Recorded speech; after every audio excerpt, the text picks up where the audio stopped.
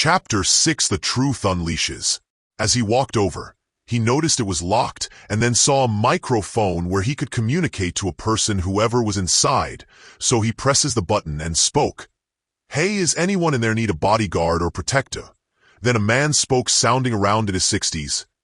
"Oh yes, protection from this virus, come around the other side at the gate." So Jack walked over to the gate on the other side of the house and looked at his arm and saw the infection getting worse and worse, and then the man opened up the gate. Then Jack all sudden fell on his knees and started growling the grasped out air as if he was choking and said, "Help me please." Then paced it out once more, and then a few hours later he woke up and his armor was not on him and was handcuffed to the chair, and the 60-year-old man came in and said, "Hello, you're looking much better, by the way, my name is Ben." Jack looked at him and then replied, "What happened? Why am I not in my armor?" Ben replied back, "You've just woken up from being whatever creature is staring at my house." Then Jack replied aggressively, "Can you take these things off me?" "Okay, what were you doing out there? Fight them," Ben replied. "It doesn't matter. What matters is that I end these zombies, cause every time you get bitten you become one." Jack replied, "How come you haven't become one? Are you immune to them?" Ben replied. Jack looked at the bite, and it was cured, but left a scar from then bite, and then came out with, "I'm immune to the zombies." Then Ben replied after 20 moments, "Come with me. I noticed that your armor had some faulty stuff on it, which is why you got bitten. Instead of using just latches, I put a powerful magnet on it, so you have to press a button for it to come loose. And I left the latches, so if the magnet comes loose you still have something to relay on. I also added rockets in areas you'll need, and advanced it, so you can move fast and swiftly for any strong attacks." Jack saw that his armor had been advanced a lot, and saw that this would help him finish this fight. Then Jack's phone started ringing, so he answered and heard Michael. "Help, they're invading." Jack, "By the way, are you okay? I saw you got bitten." "Yes, I'm fine. I'm immune to them. Tell me what's going on over there." Jack replied with, "A weird-looking creature in a mech suit is helping the zombies get into the bunker trapdoor, and I've put everything on full lockdown. I don't know what to do because they're breaking in fast." Michael replied back, Okay, listen to me. Go to where my armor used to sit. There is a gun case with a machine gun and plasma packs. Go get them." Jack replied back Michael to try and calm him down, knowing how freaky the situation was and knew he couldn't get there in time. "Can you please stay on call to guide me, please, Jack?" Michael replied to Jack, so he replied back, "Yes, but you'll have to listen to everything I say." So Michael ran down to the bottom of the bunker and went to the gun case, then replied, "What do I do now?" Then Jack replied back, "So you see that machine gun, so you know how in movies they put case at the bottom of the gun, put a plasma pack in like what they do in movies, and it will supercharge the gun."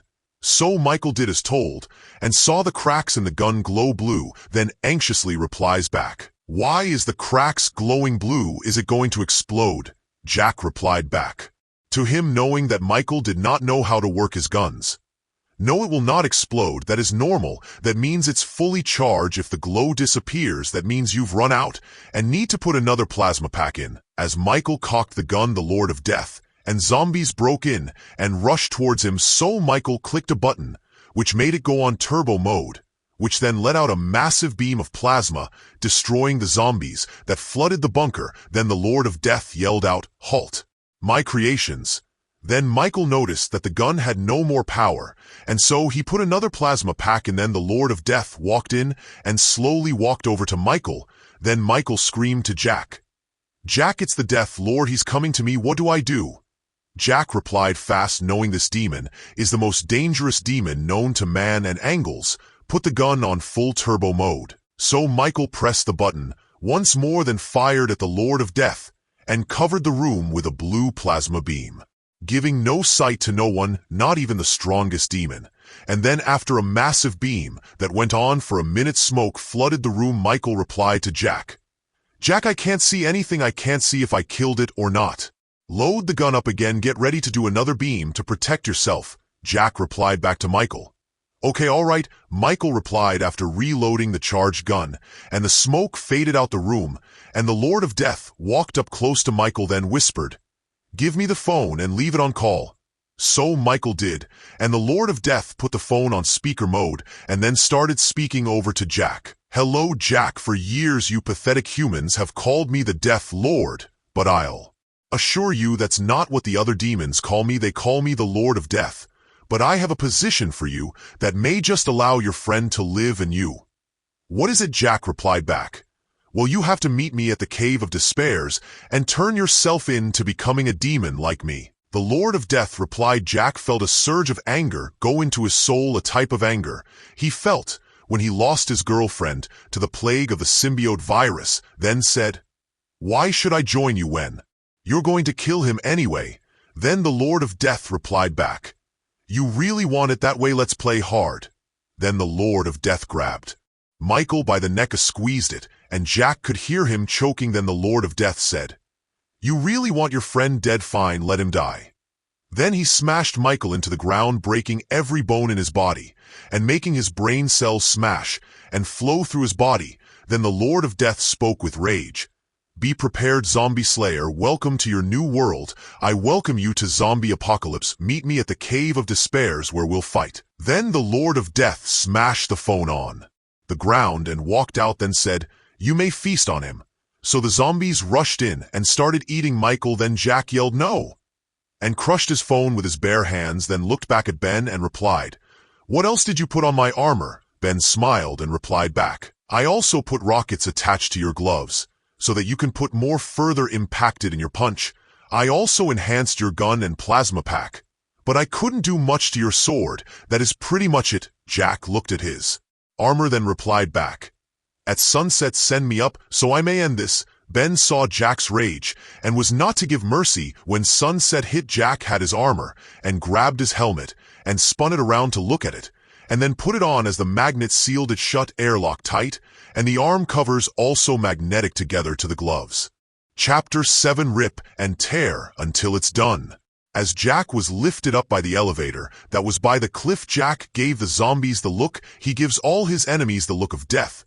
Then as he got to ground level, a zombie ran up to, so he readied himself and prepared to take a big punch, and the rockets activated and gave a powerful shock wave, making the head on the zombie explode.